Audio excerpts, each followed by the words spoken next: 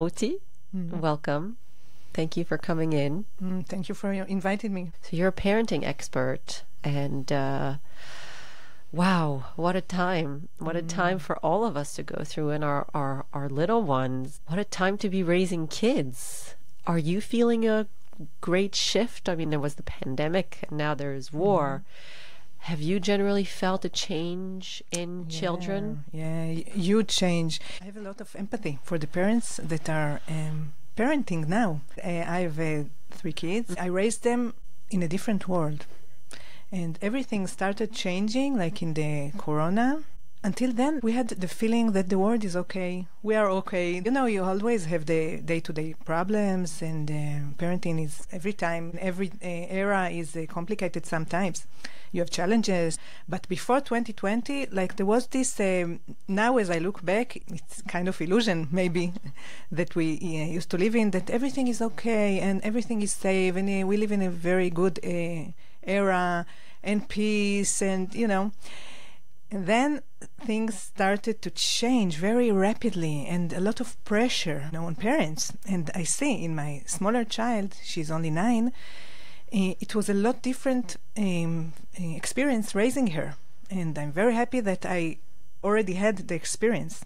But I look at other parents that only started, you know, building families in the last few years. They're doing such a great job and such a difficult job. Yeah. And I really want to support them. And it gives me, you know, more passion to do what I'm doing. Yeah, I think that you really hit the nail on the head when you say that parenting is always hard, and especially when you have your first kid, and there's all these challenges that come up, and they will hit your most sensitive spots. So parents who might have increased sensitivity or have had themselves maybe not the easiest childhood will kind of mirror that, right? I think the difference now is that the world is so harsh that even parents who before might have been very well centered and grounded are probably having a much harder time personally right now, not just with their children, personally looking at the world, feeling less like the world is a good place. And so when you don't feel that yourself, it's very hard to translate that. And I always remember this parenting expert who I really like, called Kim John Payne. And he always used to say that in order for our kids to grow up being human beings who love the world, and through this love want to contribute to the world, they have to experience the world as a beautiful place. If they experience it as a dark place, it's very hard to kind of have that motivation to change it. You have to first experience it as something deeply beautiful. Yes. And in these times, it's really very, very hard to do that. So how do you talk to parents about that dissonance? About, on the one hand, we all know that we want to, you know, show the trees to our kids and the birds, and we want to enliven that sense of beauty and awe for the world. And on the other hand, they can sense that we are going internally through very challenging times with the external world. Yes, it's kind of a dissonance. And also, I want to expand what you just said. As I say it, one of the greatest missions in the first year of raising kids is to give them, to build inside them the sense that they are good and the world is good. You know, when you look at these two things, there are many combinations of these two qualities. Some people, they feel that they are not good. The world is good, but I'm not good. Sometimes there are people that go throughout the world and feel that they are okay, but the world is very bad. There are people that feel that both are, you know, not working. I'm not good and the world is not good. And the ideal, as I see it, is to raise children, at least in the first few years, with the feeling that I'm good and the world is good. And I think this is very challenging these days. But there are two sides. I think the challenges are there, but also something happened in the last few years when the world became so crazy, that the focus became more into the family. The power of the parents to parent their kids and to be the sun in their life became more visible. I think it's always very important. But before, 5 years ago, before 2020, you could think that, okay, I live my life and, my kids go to school or to kindergarten and they have families and friends are very important and all this, and it will be okay. And then, in the corona, it was very extreme. All the social life are cut. Family. The nuclear family, yeah, yes. The nuclear family became the only thing that is stable. And it focused parents and it raised many challenges as, parents found themselves, I don't know what to do. But they had to take it and find this place inside them to be the leader of the kids and to be the ground to stand on. I think this is the role of parents anyway. So the last year really put focus on it. And in this sense, parents have the potential to become better parents these days. I really like that kind of like optimistic look at the challenges, because it's true that in any given challenge in life, it always has the potential to kind of bring us to our knees or to make us grow. There's talk today of not only PTSD, post-traumatic stress disorder, but also post-traumatic growth. There are some people who through trauma are able to actually grow when they have that kind of support system that they feel that they can count on.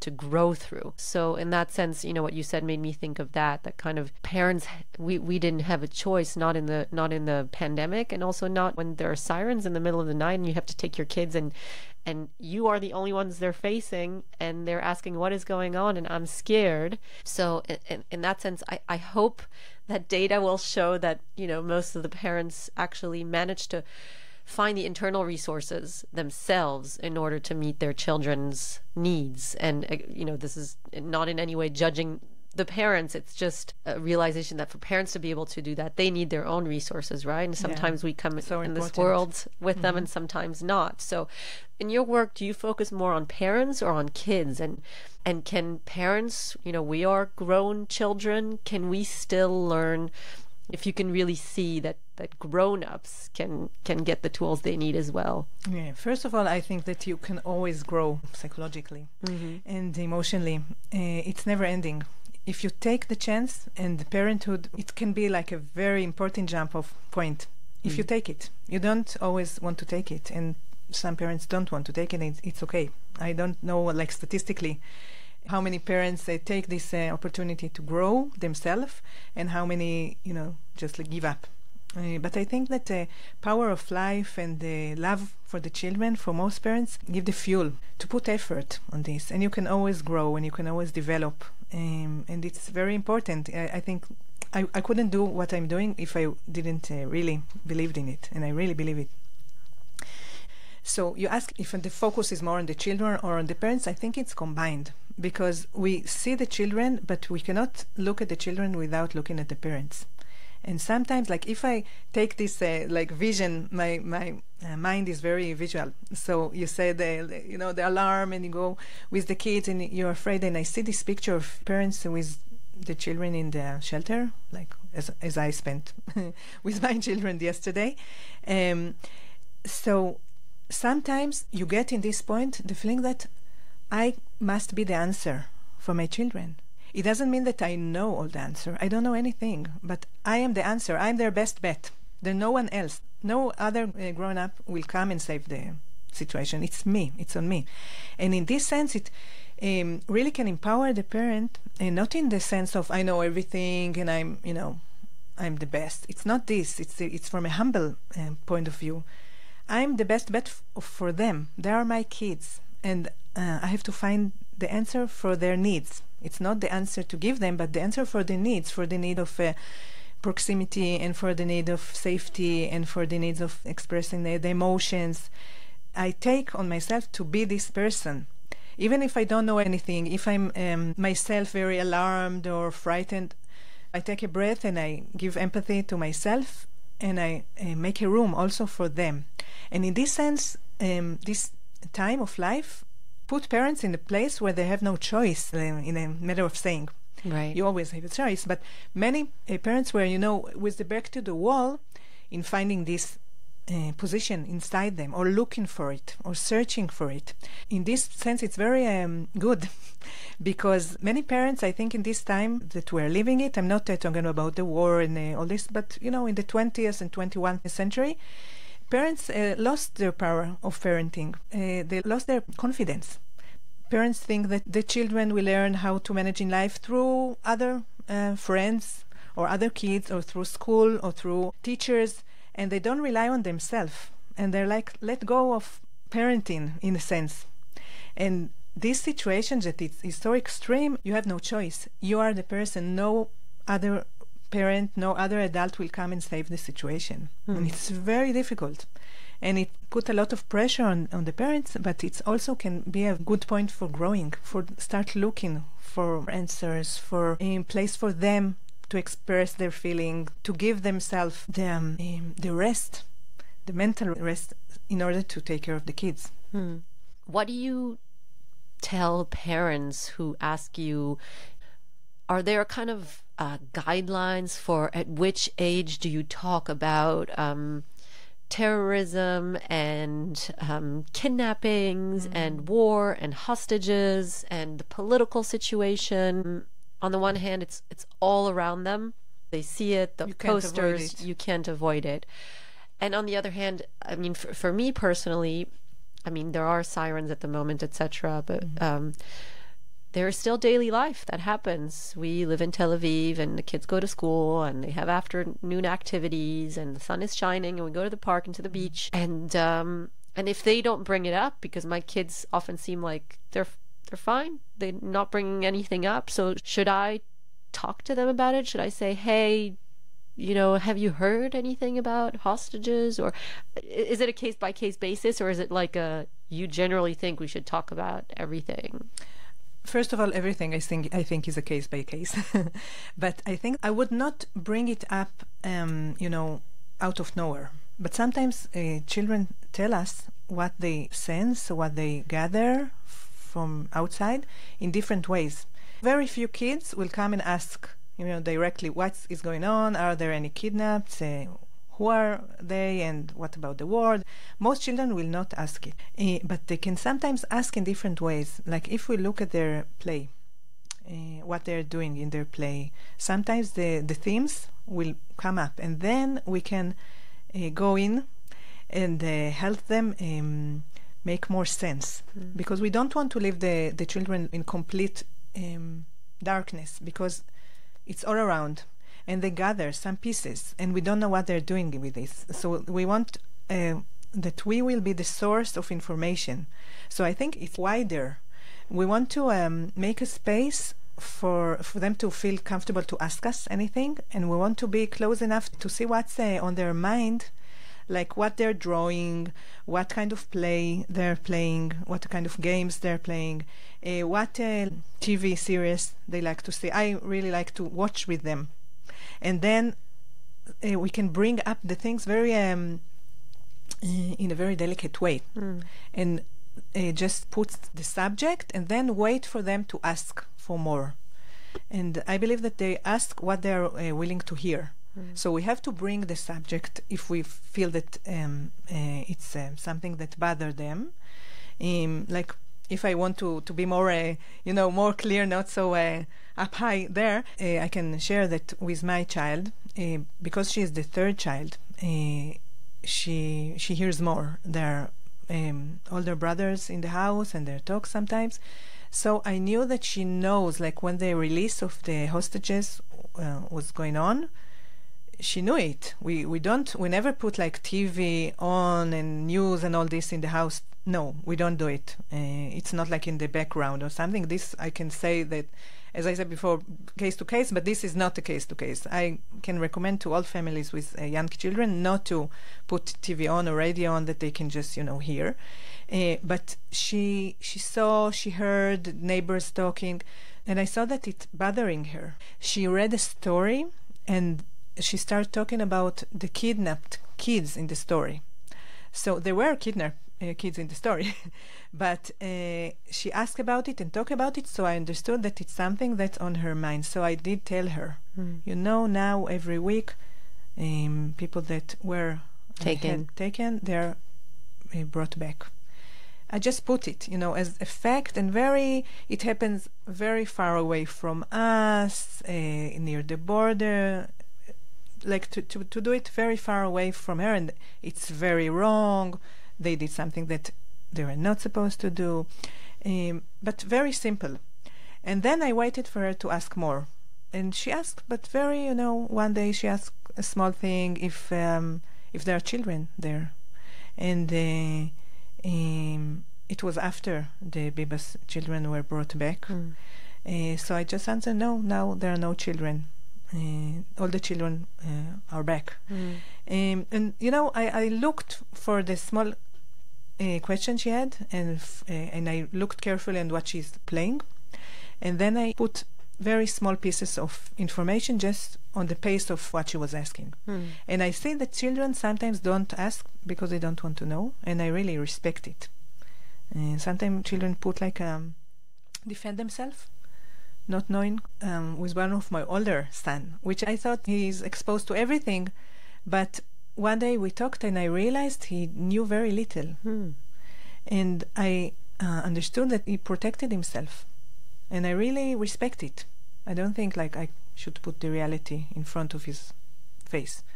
But it's like many other subjects, like sexuality and social networks. I want to make the relationship safe enough to bring up anything that they will ask me.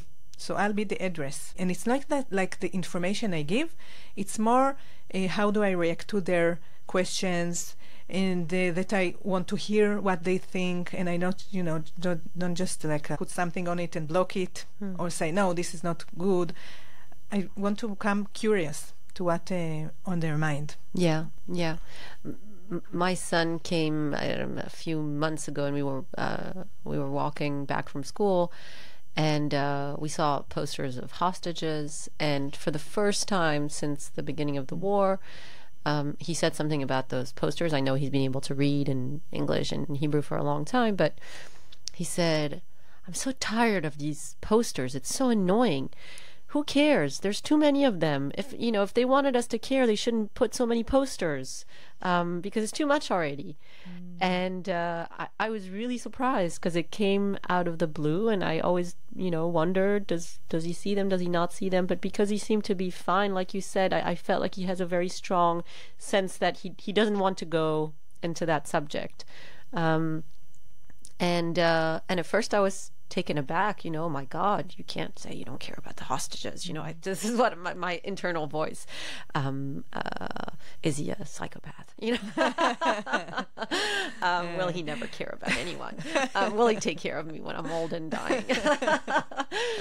But, I've also, I think, I was able to override those voices and say to him, it's kind of, I get it. I mean, you're just a kid. You're not really supposed to care about these people who are really far away. How yes, you feel. Right. Thank you for telling me. I mean, wow. That yeah, totally. Thank you for sharing. And I said, Daddy and I are, and all the people that we know, all the good people, and again kind of reminding him that there are so many good people.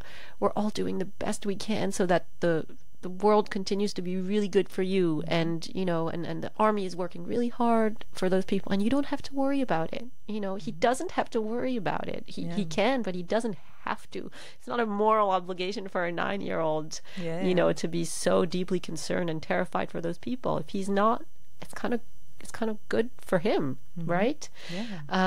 What do you think about, I often see it at these protests, and I sometimes take my kids to protests. What do you think about that? Because our kids really are, on the one hand, I've always admired Israeli society because kids are given a lot of responsibility from a young age, and there's all this independence. I mean, forget the war.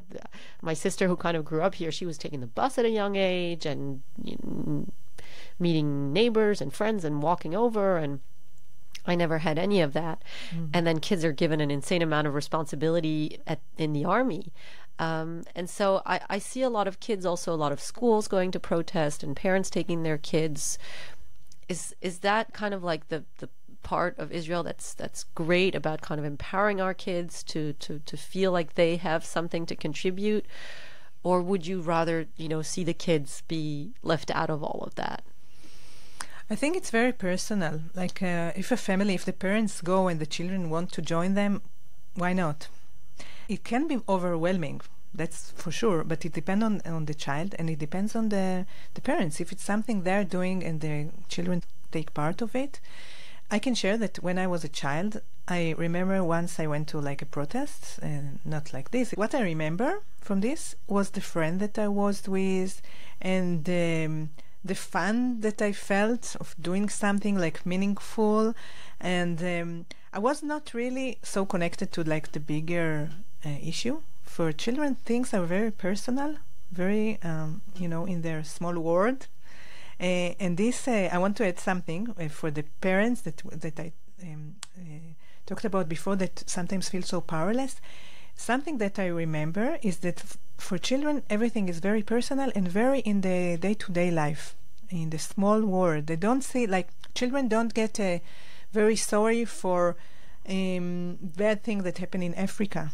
Okay, they feel a lot worse if a friend talk to them in a mean way, or their mother shouted at them. This is a lot more hurtful for them. But it's also have the other side. The ordinary magic that parents do is something that was found to be the best healing, even with children that suffered like very big traumas. And in this day there are so many children that suffered big traumas. What heals them the best is the ordinary magic, like making them the sandwich in the morning and telling the story before going to sleep and hugging them. All these day-to-day things, they are the most powerful healing powers. You don't need like a very sophisticated therapy or this system on this one. It's this, the ordinary magic.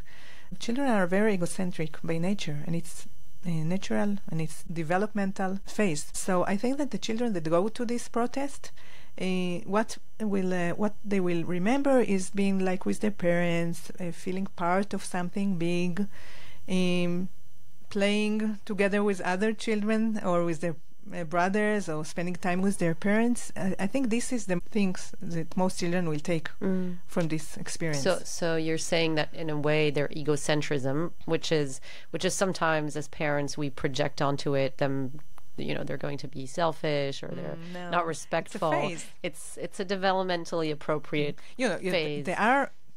We always think about the people that remain like this when they are not children anymore. They're 20, 30, 40 or 80 and they're still egocentric. It can be stuck, yes, but the fact that children are very egocentric is very natural. Most children, if we give them the right terms or right conditions, which is mostly soft hearts, a heart that can feel their emotions and have someone that take care of them, they will grow up from this. I want to go to the kind of core of parenting approach that you have, because you mentioned soft hearts, which from my understanding means that with our children we have a tendency of confusing the behavior and the person. So if one of my kids is dysregulated and cursing or having a tantrum or reacting in a way that seems ungrateful, I don't have to accept the behavior. I can tell them what I expect and that I don't accept this kind of behavior. But there is this idea that while we don't always condone the behavior, we always accept the emotion that is underneath. And is that the soft heart that you talk about, which is basically seeing that my child behaved in a way, and that's generally caused by something deeper, kind of deeper need that either it has not been met. And so kind of separating that and always being connected to the emotion underneath. Is that what you mean by having a soft heart? Yeah, it's a good way to put it. Yeah. And I see many parents get confused there because they think, okay, if I accept or welcome every feeling, every emotion, then it means that, my child, I will let him do whatever and hurt anybody. And no, the answer is no. We don't accept every behavior, but we do want to see the feelings, the emotions underneath, and approach it also. It will not always be on the spot. You know, if my daughter hits her brother, okay, I will stop it. I will not let it happen. And maybe on the situation, I will be very direct. But I will always try to think afterwards what happened. The automatic thought sometimes will be, oh, she's a terrible person. She's violent. She doesn't care. I have to teach her. And then I try to look at these automatic thoughts, because this how many of us grew up, and try to see what's underneath. Maybe she was very frustrated. Maybe she wants to play with him and she doesn't know how. Maybe she's, carrying out things that happened in school, and it's very comfortable to take it out on your brother. So again, I'm not just saying do whatever you want. No, there are rules, but I will try to find the right time to give invitation for the feelings. And when you say giving invitation to the feelings, because that's something that's really, I see it everywhere in parenting circles and parenting experts, validate the feeling, kind of show, oh, I can see you're very angry. I can see you're very. Is that the way you Specifically, you would do it? if I will tell my child, I see that you're very angry, she will throw something on me. No, actually, I've noticed that too. Yes, I'm just Actually, for me also, if like I'm angry and my husband will tell me, "Oh, I see that you're very angry." Oh no, I'm not jealous of what happened to him. It sometimes feel like very condescending. Yeah, it's not this. It's more like an inner. How do you say this? Yeah, a kind inner of position. Yes, an inner position. Okay, I can understand something is going on here. Underneath the behavior, there's a feeling, and it depends on the child. There's some children, it really, give them like comfort that someone understand me, and if my mother or my father or whoever say, "Oh, you're very angry now," it's okay for them. It gives them, they understand what's going on. But many children don't want to hear this, and it annoys them, and it put it too close to their face, and they will push it back. So I will touch it from a more distance, and not always when it happens. Can you share like some cases, maybe recently or in the last year and a half, of stories of parents or families that were struggling, and what are some of the tools that you were able to work on with them? Wow, so many. Try to pick one. The day-to-day life is what brings them to try to do a process. So I think about the family that I work with, and they live in a place that there are a lot of alarms and even bombs in the beginning of the war, and one of the children was very, very frightened, and they moved away from the area, but she was avoiding. She didn't want to go to school, she didn't want to go to family gathering, she didn't want to get out of the house, and they were very worried. They're very attentive parents, so they didn't pressure her. But one thing that they did after we talked about it is because they felt very helpless, and they didn't want to force her to go to school, but they didn't want her just to stay home forever. They wanted to take the lead, to give her this feeling that we take care of you. You can rest. You can lean on us. You don't have to be so worried. It's not like a logical thing, but it's a position. So they told her, we see that you're very afraid. You can stay home for the next few days. We will tell you when you will be ready to go to school. So it took the burden away from her. Instead of every morning, let's go to school, and she and they argue, and then she stays. So they saw that this is what's happening, so they just invited. And she really rested at home, and in these days that she spent home, they added a lot of games, a lot of plays with her in order to move the feelings of alarm that she was dealing with. So she would not want to talk about the alarms and what frights her. She said everything is okay. Everything is okay, but she didn't want to do anything. Yeah, so they just put it into games. Like they started playing with her, catch in the house. They catch her, and she ran away, and then she catch them, and then they hide, and all these kind of games start moving this feeling of alarm and fears that she couldn't face. It was too much for her to face this feeling, to feel it. So she kind of locked her brain from feeling it, but it still moved her. The feeling was not there, but the emotion was there, and it moved her inside and made her frightened and didn't want to do anything. So when you add these games, it's like a kind of safe place to feel it. It's not real, so you can feel it. And it started moving this feeling in her. Emotions want to move, not to get stuck. And then after a few days of playing this with her, they said, okay, we think you're ready to go for a few hours. They didn't say for the full day, but a few hours. And she was willing to do it. And then they start building it. And after a few days, she went to a full day. And it really gave them the confidence that they can lead it, because they were very helpless. They didn't know what to do. They couldn't force her. She was, first or second grade, I don't remember, but they cannot just take her and put her in school. It's not working like this. So they found a place in them for leading her through this. And this really touched me, this family, because they were very sensitive to her and very open. That's beautiful. That's really beautiful. I heard recently that specifically hide and seek is something a lot of kids really benefit from. This feeling of, are my parents going to find me or not? Yeah. And then actually being found is a kind of like great, almost nervous system release. Yeah. It touches like something very in the core. Primal. Yeah, a very primal fear. To be lost or to be separated from or not to be found. And another family also that this kind of games really helped them is that the father was serving in the army for a long time, for weeks, for months. And one of the children was very, it was very difficult, of course. But what happened that when he came back, she rejected him. She ignored him, and like all the time he was in the army, she was kind of behaved, she held herself. And when he came back, this happens a lot of time, by the way, everything fell apart. I see it with a lot of mother that after the husband comes back from army, they become sick, or now they feel depressed, and all the feeling, they become overwhelmed, because when you just have to handle and you're in a survival mode, you don't feel anything. Like the emotions are locked.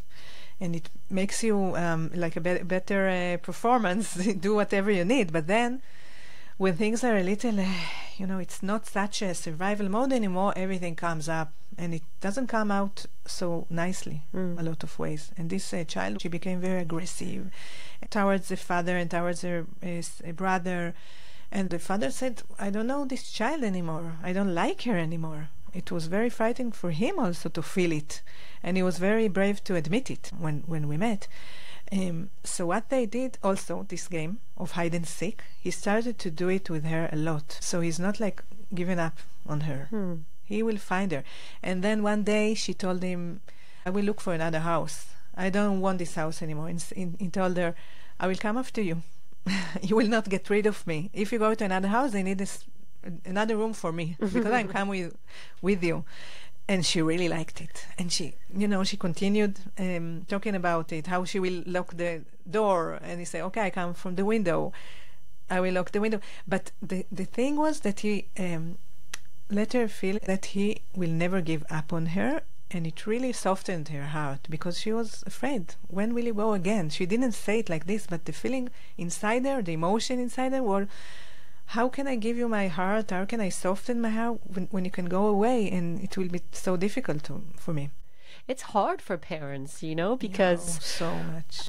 I see my husband was brought up to Me Too, but for him, I think specifically, it's hard when our son displays behavior that we in our time were told is unacceptable and disrespectful. Both him and I would never have dared to raise our voices to our parents, or let alone insult them or throw anything at them. That would have been, unthinkable. And suddenly we know, we're told by people like you in books, etc., that these behavior, they say something. Like I said before, we don't have to accept the behavior, but they point to a need that the child has. But in those first moments, for a lot of us, it's sometimes outrageous. How dare my child behave like that? I can only imagine for a lot of parents, they don't have time to be reading all these children's books and to kind of rework all the patterns that they grew up with. And they were told that you can't insult your parent, and so that's what meets them when their child does that. So I often feel like this parenting advice from today is so real. When you can do it, it's so beautiful. Like you said, with these children where the parents stayed home and they played hide and seek with her and they validated her emotions, but at the same time they were the leaders. Beautiful. But in like so many cases, it's so hard to do. Does that mean that the children where the parents can't do that all the time, will they grow up into, Wild animals. Sociopaths, unempathetic? Yeah, I know. Sometimes I ask myself in those moments, as you said, sometimes the children do things that you get out of your mind. I want to say you don't have to accept things that you don't want to accept. You don't have to be someone else. Try to play a role. When you get to your limits, you put it. And my advice is not to get to the limit. Even stop it before you get to your limit. Because sometimes what I see a lot with parents that something push their buttons and say, I don't accept it, and then they start this inner dialogue. But he's hungry, or the child is tired, or I want to be this nice parent that accepts the feeling. But sometimes in this way, the parent ignore himself, and then he push his limits, and then at the end he's like burst off, and then shout, scream, grab the child, and then feel awful. Because usually what we feel bad about is how we behaved, not about what they did. Okay? So it's the parent responsibility not to neglect himself in the way. If something is pushed, the thing is to feel both. Okay, my child is tired, but this is not accepted. And I have to stop it when I still can see these two things. I can see the child and I can see myself. Sometimes when parents ignore themselves and see only the child, then they become so frustrated, then they will be aggressive at the end. So what I advise parents many times, it's like in the in the border. If you go north, you don't just get to the Lebanon border and then all the soldiers come and alarms start. Okay, like 20 kilometers or 10 kilometers or 5 kilometers ahead, there's a sign, aware, limit ahead. Okay. Yeah, it's like the gray zone or the kind of there is a safe zone. Yeah, a safe zone that that you get close to the limit, but you're not in the border yet. Okay, so I find that many parents need to find their safe zone and not get to the end of it, because then they lose their mind in the name of they say, okay, this parent consultant or advisor told me to be patient, to look at the feelings, so I will I will breathe and inside they're boiling and then it's a very frightening experience for the child and for the parents. We don't want to get there. And what I suggest is, your child did something that is unacceptable for you, stop it while you can see him and yourself. Not bear, because sometimes parents don't respect their own limits. Okay, so it's a very delicate thing that when parents come with all these good intentions to see their children needs and feelings and emotion and everything, and they abandon themselves, and I don't recommend it. We don't want to abandon the child, but we don't want to abandon the parent. I think that's a very important point to say, because there's all these gentle parenting and respectful parenting, and I think a lot of people have understood it to be see your child at any cost. I sometimes am discovering works is, like you said, to step aside. You can't always do it with small children, but you can say, I need a minute. I'm going to my bathroom, I'm locking the door, and I'll come out in 5 minutes. You say when you come back, yeah. Yes. You don't just say, I need a minute, you say, I will come back in 2 minutes. Because that's what the children need to hear, that it's not like, I'm going away and you're abandoned you. You will come back, but it's legitimate to take a minute, and you don't have to say it all the time. You can just, go aside and come back, change the situation. Like if the child is crazy and you see that you cannot control him, you cannot control someone that lost control over himself. You cannot. Sometimes just change the situation. You put music, start dancing, or take out a story and start reading. Just change the situation. It's not like we want to give the respect and let the space for the feelings. It's not something that I advise to do all the time. We want to stay and bear the feelings and invite them and not run away from it. But when a child is out of control and the parents feel he's going to be out of control, it's okay to change the situation. Okay, so you have to find a balance. What would you say to parents who feel like they're failing, that they're not doing good enough, that the world is not just the war, but our modern world is so fast paced, and if they feel like they love their child but they're not doing good enough, what would be the starting point, or what would you like to say to someone listening? Wow, so much. First thing is self-compassion. If you want to be compassionate for your child, you have to be compassionate first for yourself. Then your glass will be so full that it will spill to your child. So this is the first thing. The second thing, what keep our children safe in this mad world and in this mad time, there are two things. One is safe relationship with the parents or other adults that taking care of the children. This is the first thing. And the other thing is play. Children that can play. And when I say play, it's not only playgrounds or cards. It's more games and play that move the emotions. So if a child can play, if your children can play, and they have secure relationship around them with adults that take care of them, they will be safe. So it's not so complicated. So we have to put the efforts in the relationship and in the environment that invite play. These two things are essential, and they're very simple, and everyone can do it. And also, in order for the parents to be able to give it to the children, they need to give it for themselves. So which relationship? You can be in a rest. Sometimes it can be a friend or therapy. It's so important for parents also to have their safe relationship and their space for play. In play can be a music, and can be writing, it can be dancing, it can be just thinking without a purpose. Anything that can move your feelings and emotions. So find these places that you can walk with your curiosity and without being attached to the outcome.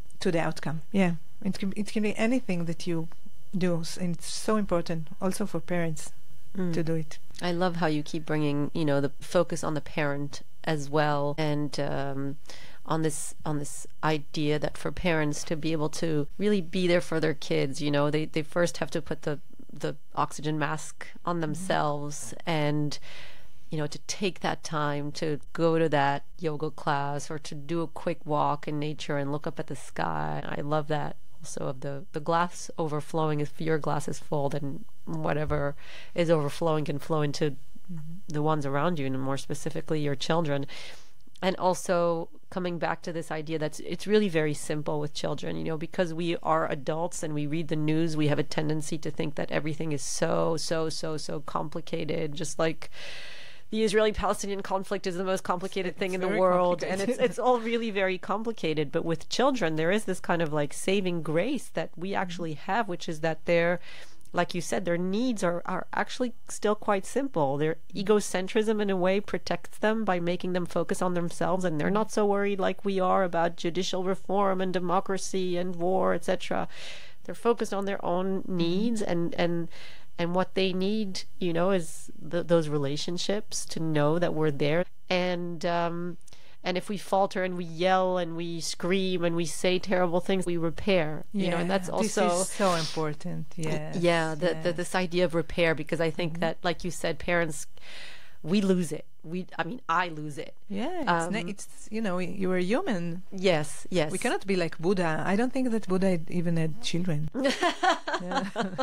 A lot of the gurus don't have kids, and that might be the only reason they were able to, stay equanimous and compassionate. You can want to put it like a goal, an aspiration. Oh, for sure. Yes. But on the day-to-day life, you're human. Also, I think another thing that I want to give parents is not to expect that the children will be happy. You know, a lot of parents say, I want my child to be happy. And I change it. You know, one of my students told me, the credit is for her, but she said she changed her mind from wanting her children to be happy into wanting her children to be able to feel. And this is enough. When children can feel and when parents can feel, it's enough. And when you feel many things. Sometimes you're happy, sometimes you're sad. It's not less important to be able to touch these feelings. Yeah, beautiful. I think it's a beautiful reminder for parents as well.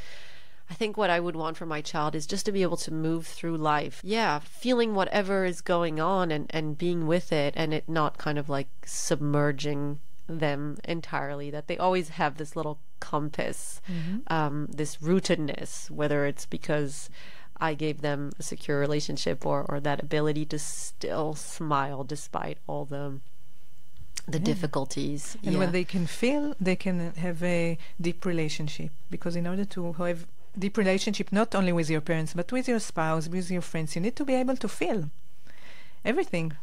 And when you feel you have deep relationship, your emotional growth can happen, because like the feelings and the emotion are the engine of growing, and you can live your life more present. What do you do to unwind, to kind of tap into that playfulness? From the beginning of the war, I start moving a lot more, because I see this as a way for me to keep on also the emotion moving. So I walk, and then I try to walk without podcast, just to walk and let my thoughts. Sometimes I do walk with podcast. What else do I do? I like to read stories. I like to watch TV with my child.